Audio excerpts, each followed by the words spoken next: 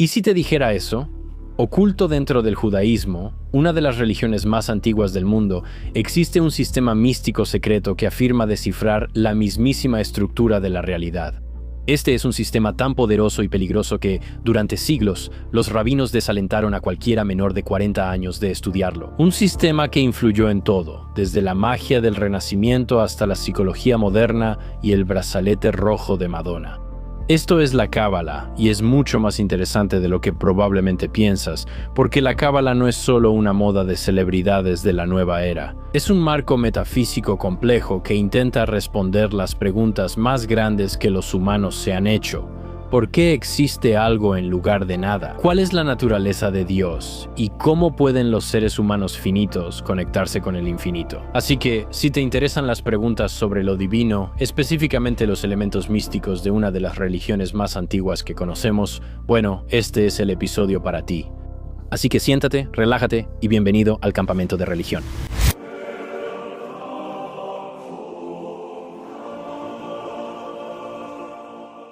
¿Qué tal, gente? Y bienvenidos de nuevo al Campamento de Religión. Mi nombre es Mark Gagnon, y gracias por acompañarme en mi tienda. Cada semana exploramos las historias más interesantes, fascinantes y controvertidas de todas las religiones, de todo el mundo y de todas las épocas. Sí, eso es lo que hacemos aquí en esta tienda. Trato de entender en qué cree cada ser humano en este hermoso planeta.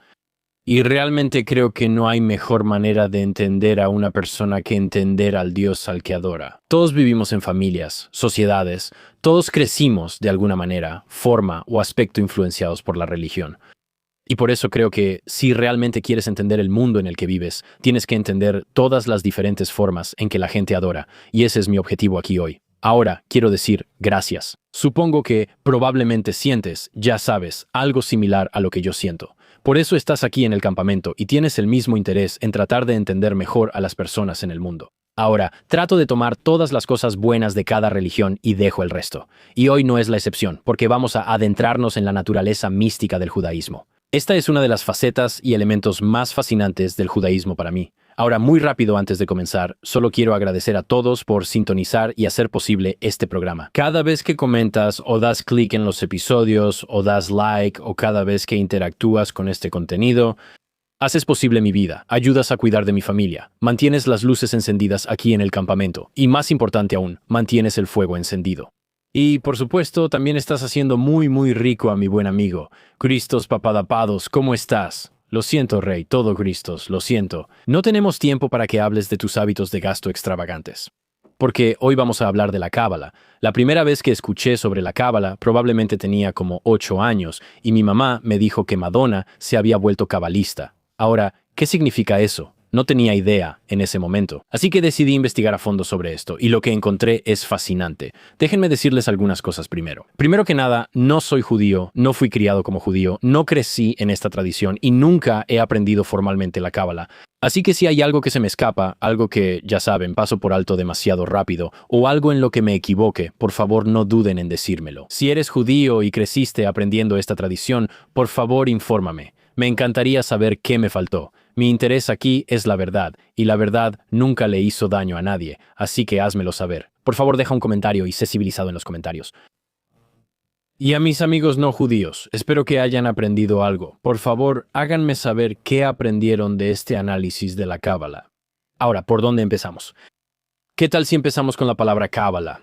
Significa literalmente recibir o tradición, específicamente una tradición recibida de maestro a alumno, de boca a oído, una tradición oral en una cadena ininterrumpida, según la tradición. Remontándose hasta el propio Moisés, ese es básicamente el punto de origen de la Cábala, según la tradición cabalística. Cuando Moisés recibió la Torá en el monte Sinaí, recuerdas que él sube a la montaña y Dios básicamente le da la Torá. Los primeros 5 libros de la Biblia cristiana en realidad recibió 2 enseñanzas. La primera fue la Torá escrita, los 5 libros que todos conocen, Génesis, Éxodo, Levítico, Números y Deuteronomio. Pero la segunda es la enseñanza oral, una especie de transmisión secreta sobre el significado oculto dentro de esos textos, el plano místico, más allá de los libros, más allá del plano real, el conocimiento secreto que se consideraba tan poderoso y tan fácil de malinterpretar que estaba bastante restringido. Quiero decir, el Talmud advierte explícitamente en contra de estudiar ciertos temas místicos. Un pasaje famoso describe a 4 rabinos que entran al Pardés, el huerto del conocimiento místico. Y de los 4, uno muere, uno enloquece y uno se convierte en hereje. Y solo un rabino, Akiva, sale ileso. No es precisamente una recomendación entusiasta para el estudio casual de lo místico.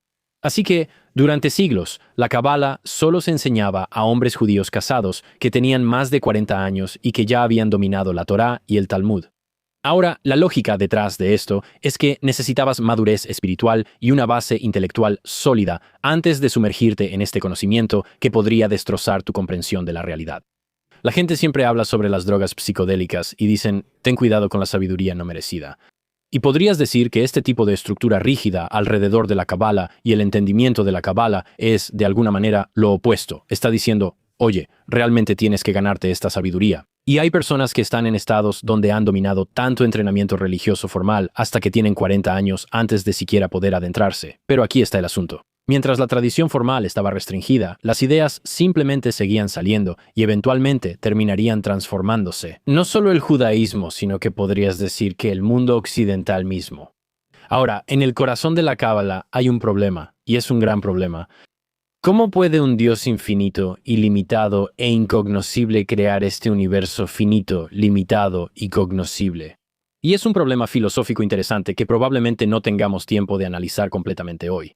Pero va así. O sea, si Dios es verdaderamente infinito, llenando toda la existencia más allá de todas las categorías, y es perfectamente trascendente en todos los sentidos, entonces, ¿cómo puede existir algo más? O sea, ¿dónde lo pondrías? O sea, no hay espacio para un universo cuando Dios y su existencia infinita ocupan todo el espacio.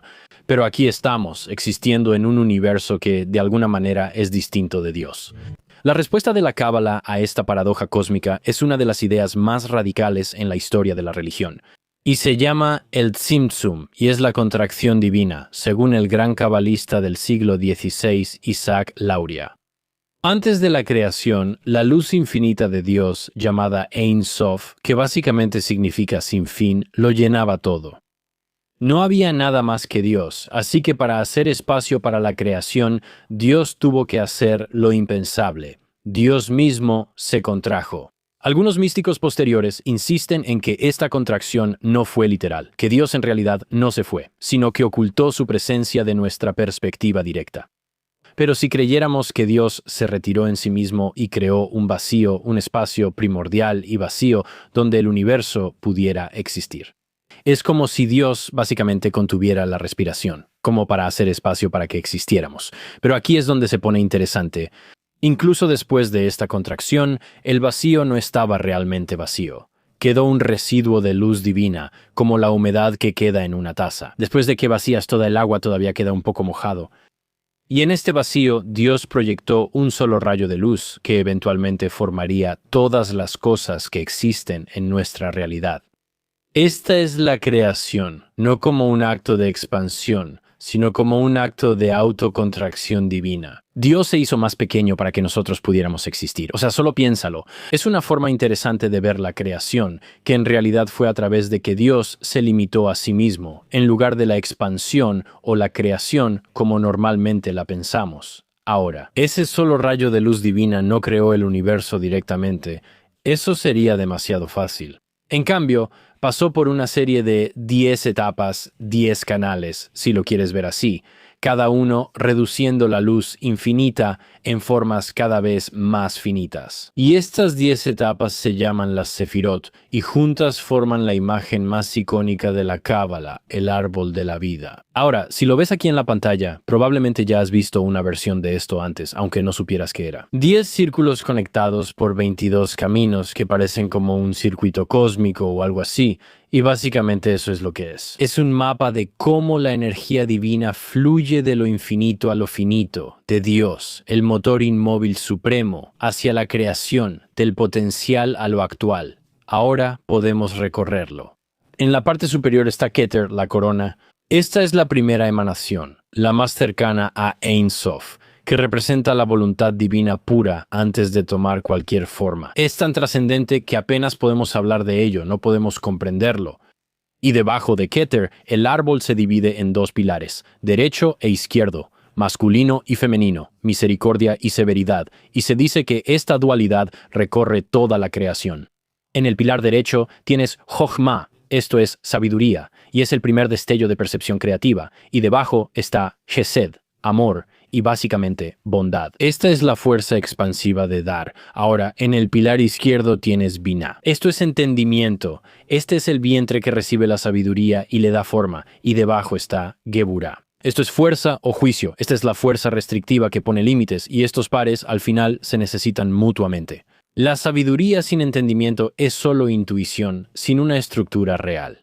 Amar con bondad, sin ningún tipo de juicio, es solo caos. Quiero decir, simplemente se aprovechan de ti, y básicamente es dar sin ningún tipo de discernimiento. El universo requiere un equilibrio entre la expansión y la restricción. Ahora, en el pilar del medio, equilibrando estas fuerzas, encuentras Tiferet, belleza u armonía, y este es el corazón del árbol, donde la misericordia y el juicio finalmente se encuentran, y debajo está Yesod.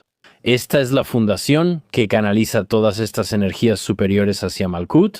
Ahora, este es el reino, la 10ª y última Sefirá, y esto finalmente representa nuestra realidad física, el destino de todo. Esa luz divina básicamente descendió a través de estas 9 etapas, hasta que es lo suficientemente tenue para que podamos manejarla, para que los seres humanos realmente puedan interactuar con esa creación. Y aquí está el asunto. Estos no son solo principios cósmicos abstractos. Los cabalistas creen que estas Sefirot existen dentro de cada ser humano. Tienes las 10 dentro de ti en este momento. El autoconocimiento se convierte en un camino para conocer todo el universo, y conocer el universo se convierte en un camino para, en última instancia, conocer a Dios. Así que tenemos este sistema.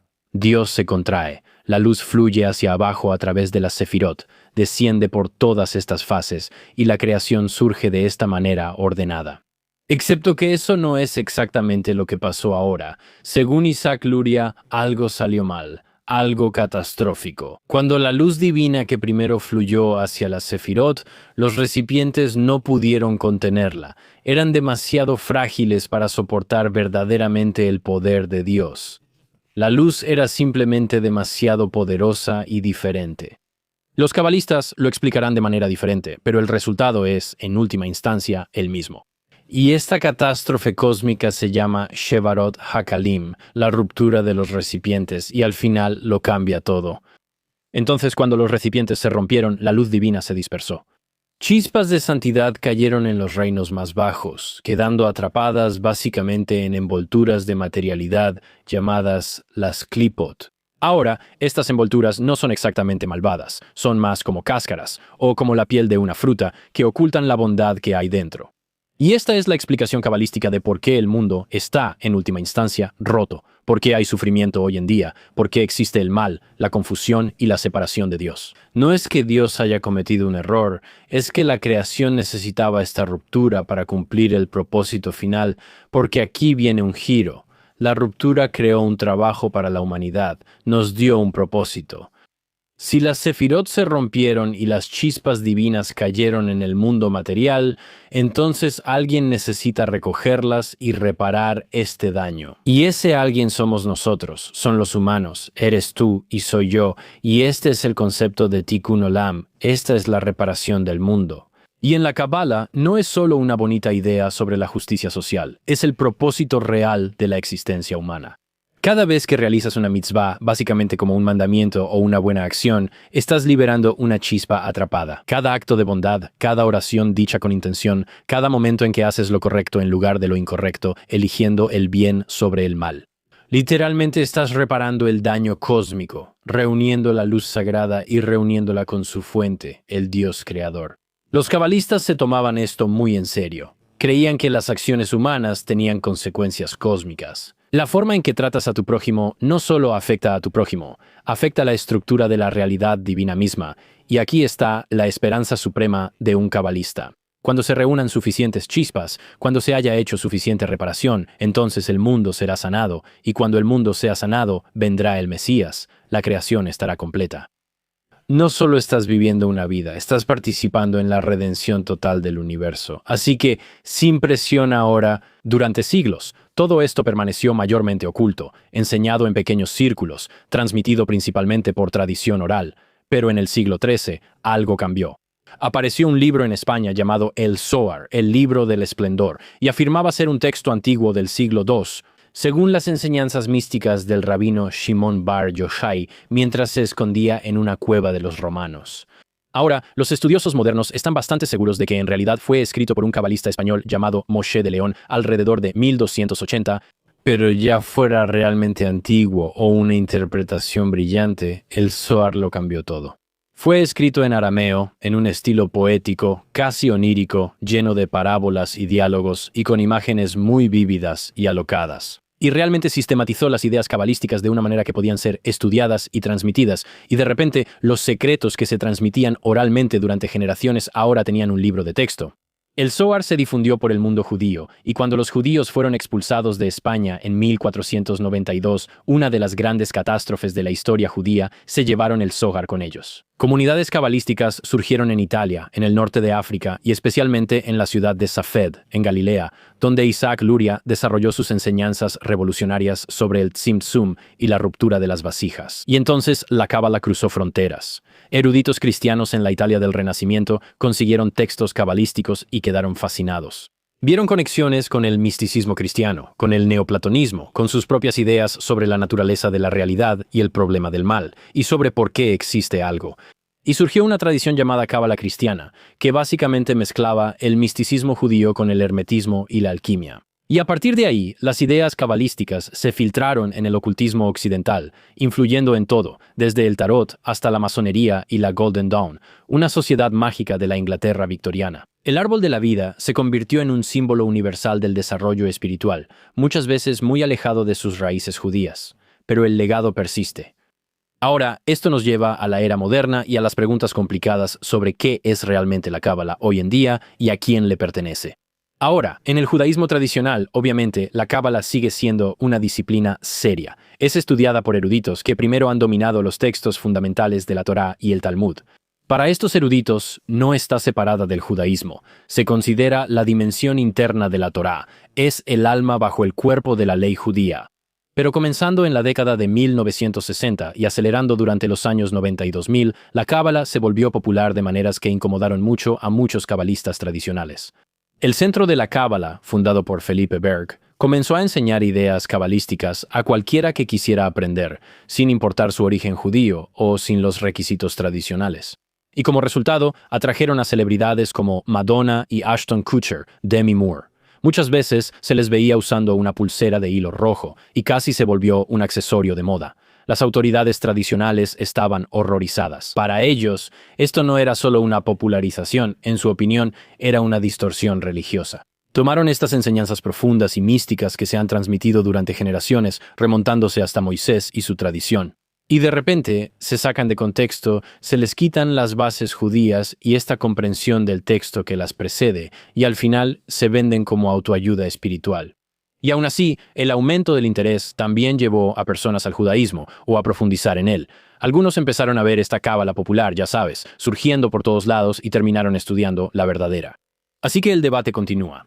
¿Es la cábala una sabiduría universal que le pertenece a la humanidad o es inseparable de esta práctica judía y de esta comunidad? ¿Y realmente se puede tener este misticismo específico sin las mitzvot?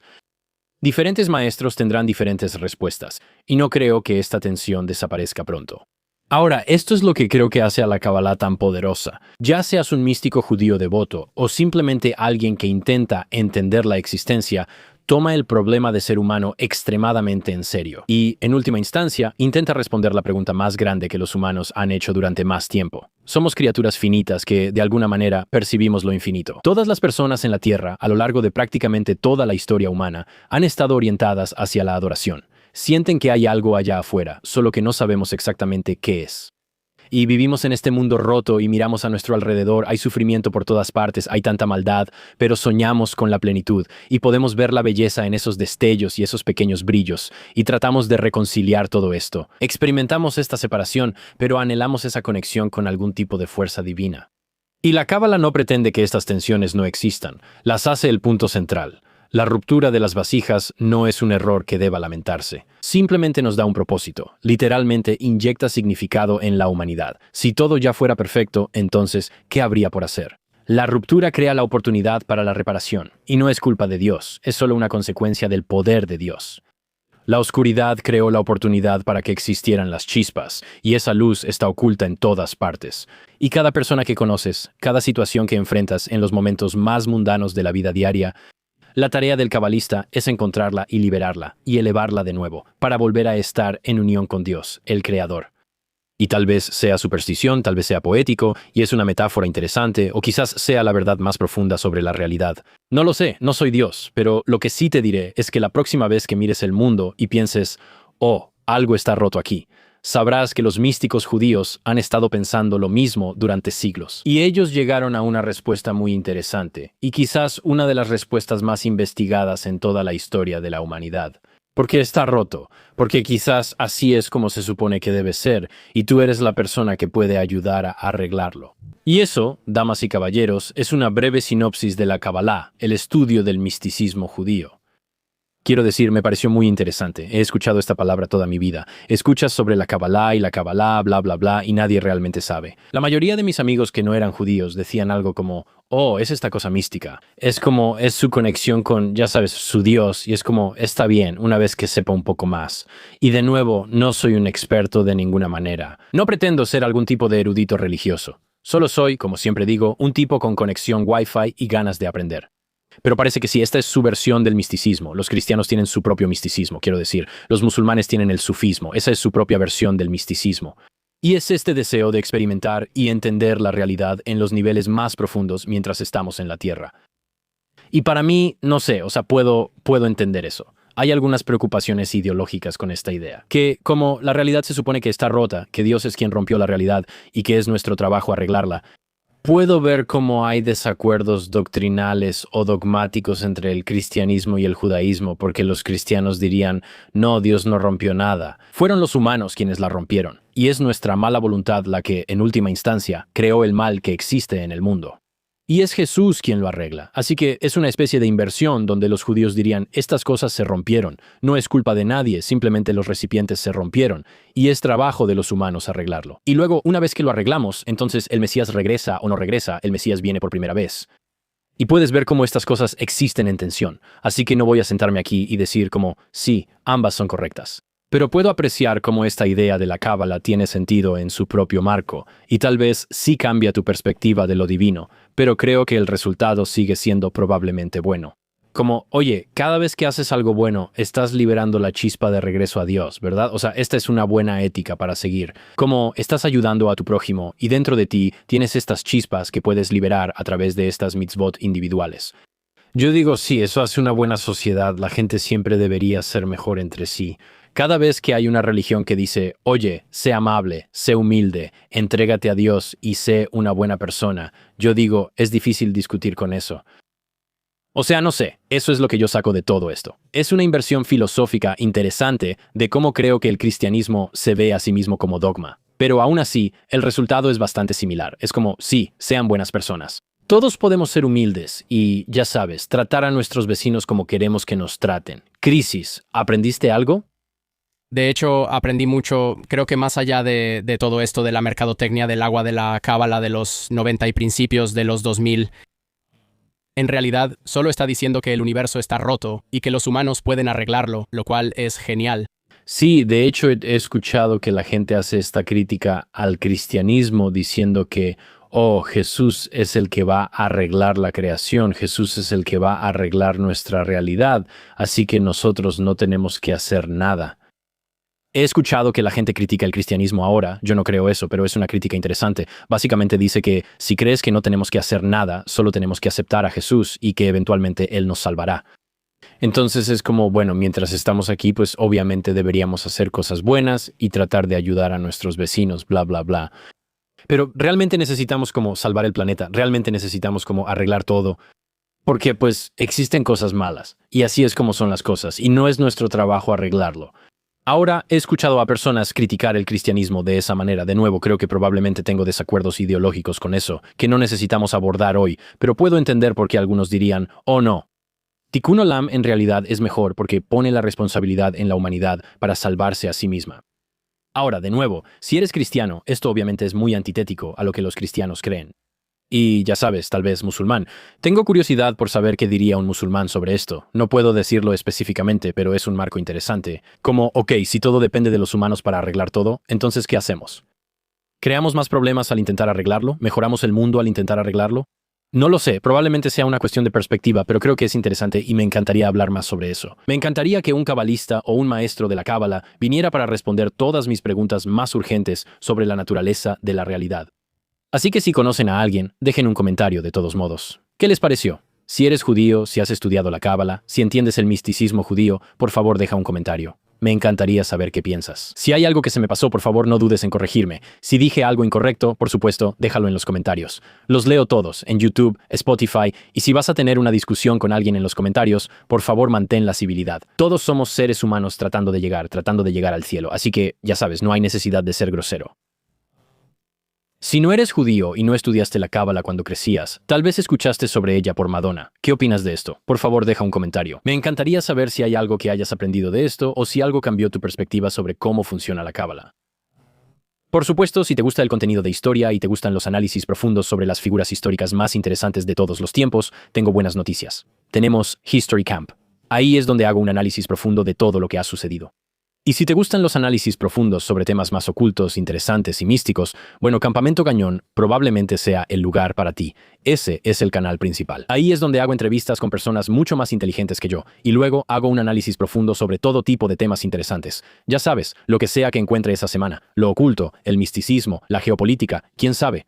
Así que puedes checarlo ahí ahora. Por supuesto, si te gusta el contenido religioso, estás en el lugar correcto. Este es el Campamento de Religión. Hacemos esto todos los domingos. Este es mi intento de entender en qué cree cada quien. ¿Por qué estamos aquí? ¿A dónde vamos? El Campamento de Historia es todo lo que ya ha pasado, aquí es hacia dónde vamos en el futuro. El Campamento Gañón es lo que está pasando ahora mismo, ahora. Muchas gracias a todos por sintonizar, lo aprecio mucho. Por favor comenten, den like, suscríbanse, todo eso hace posible este programa y los veré el próximo domingo. Que la paz esté con ustedes.